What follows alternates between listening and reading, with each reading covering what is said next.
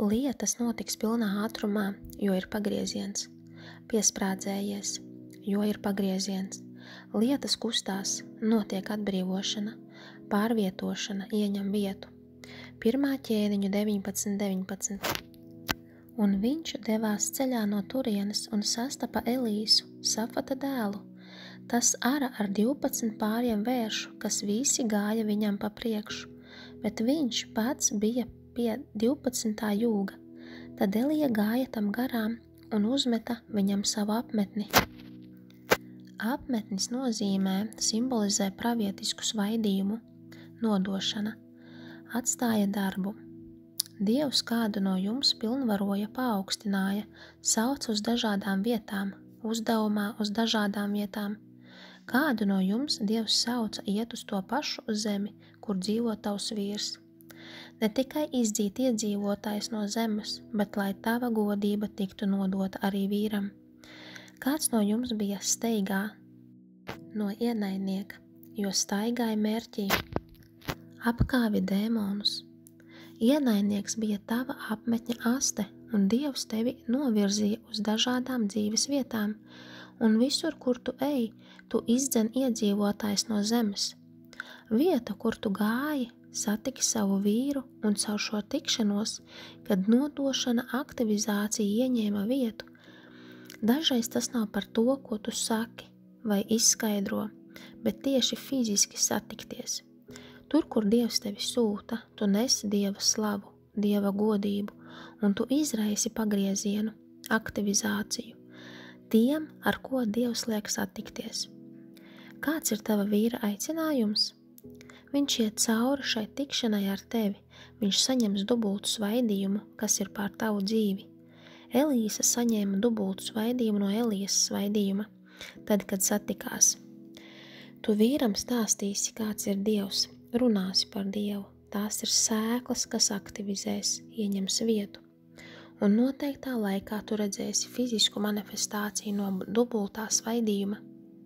Tu nesi Dieva godību un ar jebkuru, ar ko tu runā, ar kuru satiecies, tu nesi izmaiņas.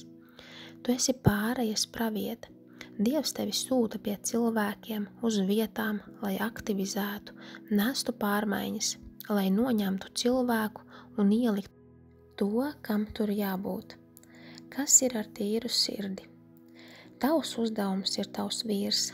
Dievam vajag, lai esi tajā zemē, lai esi fiziski klāta vīram, lai aktivizēšana varētu notikt tavā vīrā. Kad aktivizēšana ieņems vietu, tu sāksi piedzīvot lietas, kas sabrūk no tava vīra dzīves. Viņš domās, ka ienaidnieks uzbrūk. Viņš var teikt, ka esi man blakus, ka tu lūdz par mani, šķiet, ka lietas paliek sliktāk. Tāpēc, ka tu aktivizē pārskaitījumu, svaidījumu, viņš vaino tevi. Dieva uguns ir pār tevi. Tu liec uguni visam, kas nav no Dieva, demoniskiem līgumiem, aktivitātei. Tur, kur tu ej, tur iet Dieva uguns. Lietas sadrups, lai aktivizētu pāreju. Dievs nogāž lietas, lai nāktu jaunais. Un Dievs lieto tevi kā godības nesēju. Tavs svaidījums nes uguni. Tur, kur Dievs nav stādījis. Pārējās lietas tiks iznīcinātas. Attiecības, kas nav no Dieva, darbs, varbūt vīrs zaudēs darbu, mašīnu, māju, ģimenes cilvēkus, kurš stāvēja ceļā. Tava klātbūtne nes godību mūžīgi, tā nes uguni. To, ko tu vīram iedod, nopērc, to, ko viņš valkā, ko esi pirkusi, tas noliek uguni lietām, kas nav no Dieva. Tu tā arī aktivizē svaidījumu, tad, kad tu esi ar Dieva izredzēto vīru kopā. Tavas dāvanas aktivizējas. Dievs tevi atdalīja no vīra uz kādu laiku, lai stiprinātu tavas dāvanas, un tagad tu esi vietā, kur Dievs uzticas tevi sūtīt atpakaļ, lai aktivizētu vīra svaidījumu, jo viņš vēl ir pasaulē. Tu esi stipra ticībā, svaidījumā, un tu esi spējīga tikt galā, tikšanos ar savu vīru. Dažreiz vīrs ir pilns ar iekāri, darīšana ar netīriem gariem, un tev jābūt pietiekami stiprai pretoties ienaidniekam, lai tas bēg. Ja nebūsi pietiekami stipra, viņa dēmoni pāries uz tevi. Tas ir tāpat kā tava godība pāriet uz viņu. Esi uzmanīga, tāpēc dažas nav atbrīvotas satikt savu vīru, jo katrā reizē ir mazas sajūtas, domas, ka tu sāku izklaidēt viņu pretī tam, lai stātos pretī. Vēl neesi gatava, tev jābūt spēcīgai stāties pretī ienaidniekam, lai tas bēg. Nedrīkst būt tuvība, kamēr nav laulība. Dievs sadedzina tiltus uz pagātni. Arī tavai dzīvē Dievs nodedzina tiltus, kur nav nekā, lai ietu atpakaļ, un tas viss rada vietu jaunajam. Kādēļ labprātīgi vīrs izlem pielikt uguni vecajai dzīvei? Zvīņas nokrīt no acīm un redz, ka vecie paradumi nemaina dzīves trajektoriju.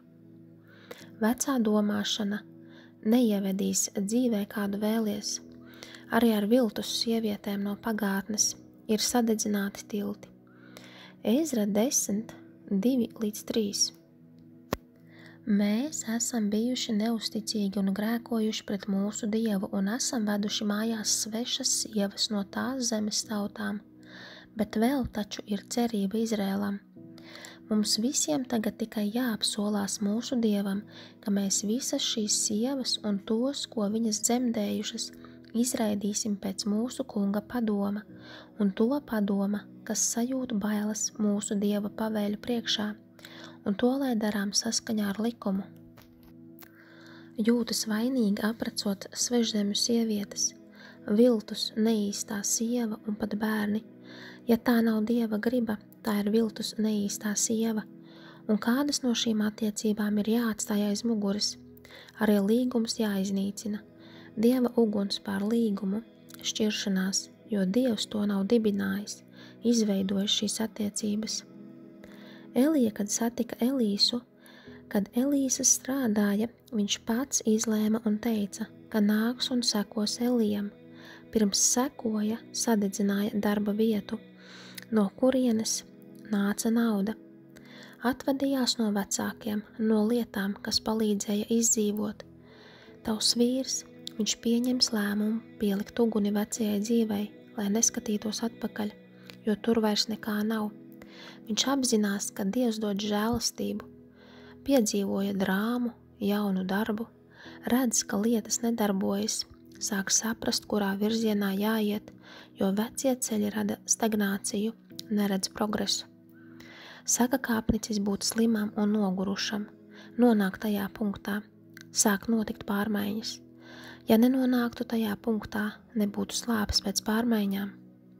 Viņš iznīcinās visu, ko zināja no vecās dzīves, izdarīs izvēli iet prom no darba, mājas, ģimenes, lai sekotu Dievam. Tieši tā kā Elīsa sekoja Elijam. Tev ir Elija svaidījums. Viņš aiziet un pieķersies tev un apkams jauno pravietisko aicinājumu, kas ir pār viņa dzīvi. Strādās roku rokā kopā ar tevi. Notiks sirds maiņa. Atstās veco, lai dotos piedzīvojumā kalpo Dievam. Viņam ir Elija gars pār viņu nolaidies. Tu vēl to neredzi, varbūt redzi. Nevērtē zemu mazos sākumus. Kamēr ejam cauri procesam, Dievs lietos viņu, tu to redzēsi, par dubulto svaidījumu pār viņa dzīvi. Elijas svaidījums ir brīnumains, priekš brīnumiem. Elijas svaidījums pagrieza cilvēku sirdis pie Dieva, sagatavoja Dievam un atjaunoja pielūgsmi vienam patiesam īstam Dievam, uzlabo ģimenes attiecības, savieno cilvēkus ar Dievu. Tavam vīram būs atbildes tiem cilvēkiem, kuri neticēja Jēzum, kuri stūrgalvīgi, kuri noraida sludināšanu par Jēzu, būs spējīgi runāt ar cilvēkiem, kādi bija viņi, jo viņi tādi bija. Nepaklausīgo sirdis pagriezīs uz Dievu, jo agrāk paši bija nepaklausīgi, ar cietām sirdīm. Viņam būs tā gudrība, kā runāt uz tādiem cilvēkiem, kam cieta sirds pret Jēzu, kas noraida dzirdēt par Jēzu. Nožēlos un pilnībā nodosies Dievam, Lūkas 1:17. Un viņš ies viņa priekšā Ēlijas garā un spēkā, piegriezdams tēvu sirdis bērniem un neklausīgos taisno domām, sagatavotams tam kungam padevīgus ļaudis. Ir jābūt iznīcināšanai pirms katapultēšanas. Dievs strādā, izrauj visu, ko nav stādījis. Slavē Dievu, kad tas notiks, staigā ar tīru sirdi, tīrām rokām, jo caur tavu paklausību viņš ir līnijā. Ja nestaigā Dieva gribā, tu nesaņemsi dāvanu no viņa slavas. Staigā ticībā, paklausībā, drosmē, dubults svaidījums pār viņu. Kādām lietām jāsabrūk, lai ieietu jaunajā? Ejot uz priekšu, kādas lietas nevar ņemt līdzi. Šī nedēļa ir pārējas nedēļa, jātīrās no vecām lietām. Kādas lietas var būt nederīgas vai nav vietas? Kad nonāks jaunajā vietā, Dievs dos iespēju iegādāties jaunu. Dažreiz ir dārgi turēties pie vecā, atlaid visu, lai viegla pāreja. Jaunajā dzīvē jaunas lietas, uzticies procesam, tu un tavs vīrs pieder Dievam.